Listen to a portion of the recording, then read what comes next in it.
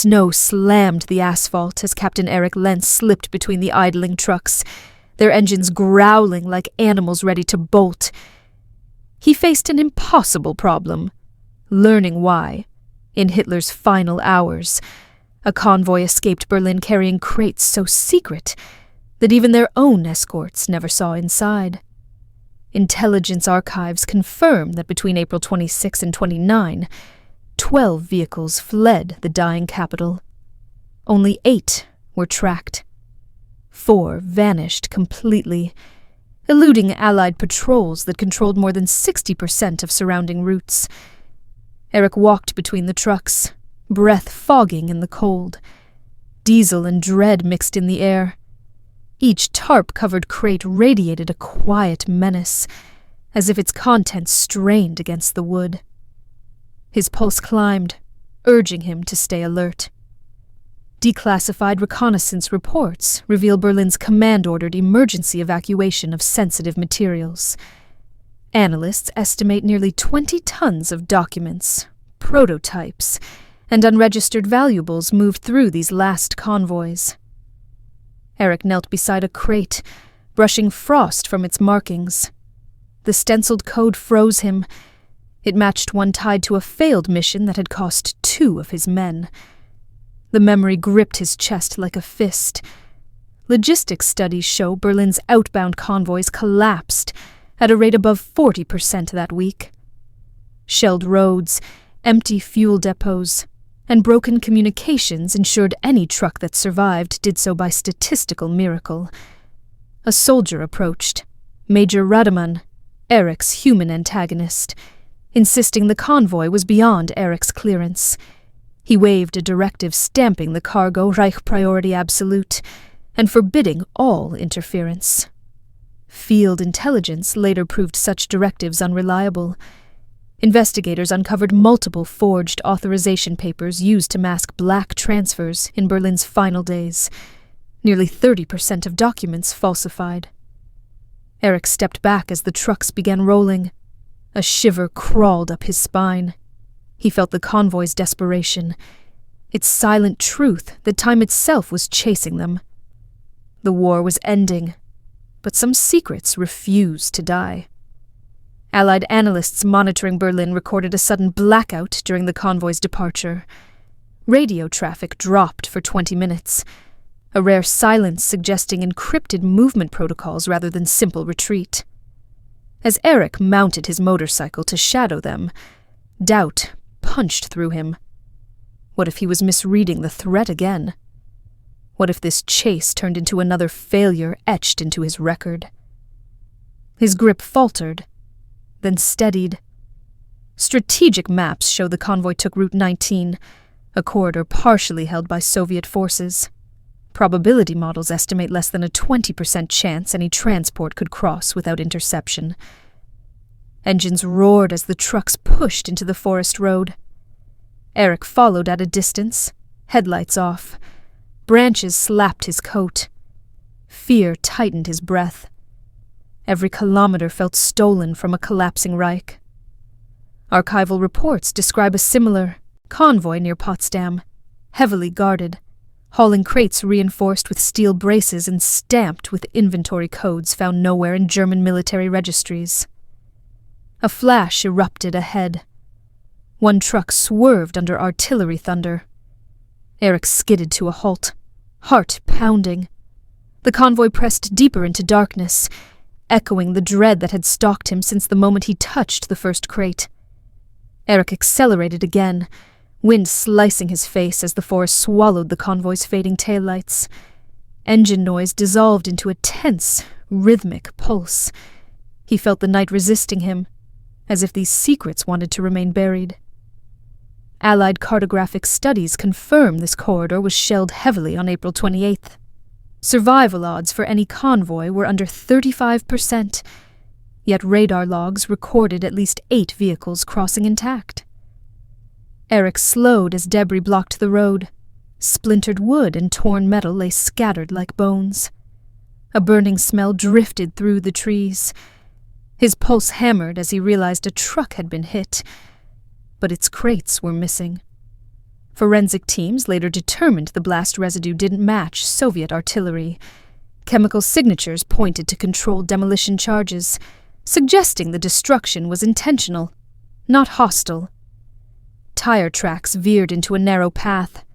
Rademann appeared again, accusing Erik of disobedience. He shoved another memo in Erik's face, insisting the route was not subject to field inquiry. Those memos, now declassified, contain mismatched signatures and incorrect date stamps. Experts identified at least 5 as forged documents, shielding movements outside normal command structure. Erik pushed deeper along the trail. Frost snapped beneath his boots. Crate fragments lay scattered, some shattered, others pried open with precision. Someone had removed their contents with purpose, not haste. Captured inspection logs show similar crates stored experimental optics, coded documents, and temperature-sensitive devices. Guidelines required tolerance ranges under 5 degrees Celsius. A rustle cracked behind him. Erik drew his pistol. The darkness returned no answer, yet instinct gnawed at him. He wasn't alone. Someone else was following the convoy's trail. Intelligence cross-referencing reveals multiple foreign units tracked German convoys for high-value spoils.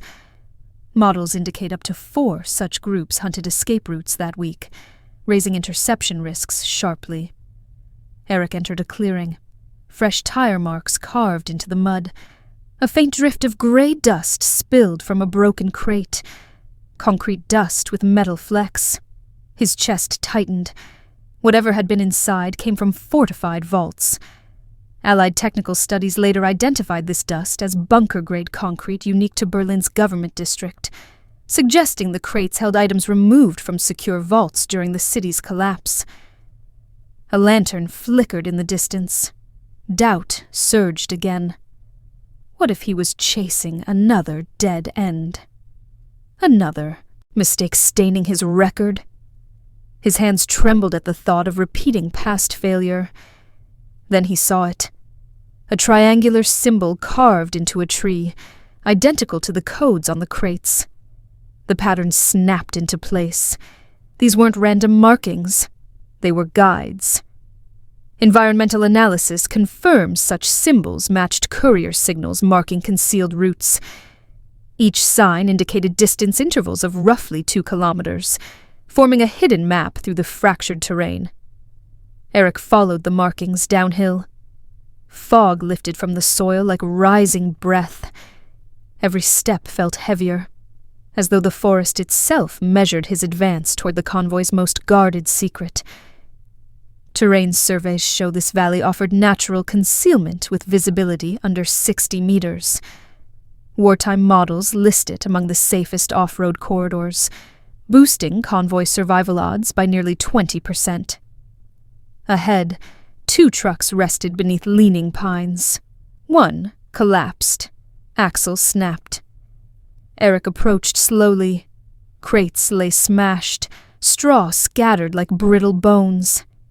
His pulse pounded as he searched for anything untouched. Forensic teams later concluded these crates once held architectural documents, sealed vials and metallic cylinders, weighing around 20 kilograms each. The removals were executed with surgical precision, not looting haste. A voice cut through the stillness. Rademann stepped from the shadows, pistol raised. His voice shook as he accused Erik of undermining Reich security. Fear flickered in his eyes. Fear of what the crates truly carried. Intelligence analysis of captured orders show senior command denied any such transfers. Experts insisted documents tied to those codes never existed, marking the first major contradiction in official records. Erik edged forward, trying to steady the situation. But Rademann's trembling grip betrayed collapsing certainty. He barked that Erik had no idea what he was chasing. For a moment, the forest held its breath, waiting for a shot. Headlights burst through the trees as Allied officers arrived, responding to Erik's earlier signal. Under their supervision, he opened a surviving crate. Inside lay rolled schematics, sealed vials, and coded plates. Observers captured every detail. A second inspection matched serial numbers to restricted Berlin vault inventories. Analysts confirmed a 70% overlap. Officers immediately authorized a full investigation, nullifying Rademann's forged memos. Rademann protested, but evidence crushed his claims. He was taken into custody, his fabricated directives exposed. Erik's persistence had finally broken through the wall of buried deception. In the months that followed, recovered materials reshaped post-war intelligence. Identification accuracy for late Reich evacuations improved by nearly 40%, as Erik's mapped trail exposed previously unknown routes. Laboratory analysis of the vials revealed compounds tied to wartime research programs. Scholars still debate their purpose. Museums now display fragments of the coded plates and documents Erik recovered from the clearing. Declassified archives confirm at least 8 convoys carried mixed cargo. Experimental devices, encrypted files, political archives. Erik's findings provided the first measurable link between them and Berlin's collapsing command structure. Analysts estimate his reconstruction narrowed the search for remaining convoys by 50%. Universities continue using his pattern analysis as a model for tracing high-risk wartime transfers hidden beneath bureaucratic deception. And when Erik returns to the forest years later, he pauses along the road where he first saw the convoy vanish into darkness. The dread he felt then now reflects its opposite. The secret no longer hides in the cold night. It remembers.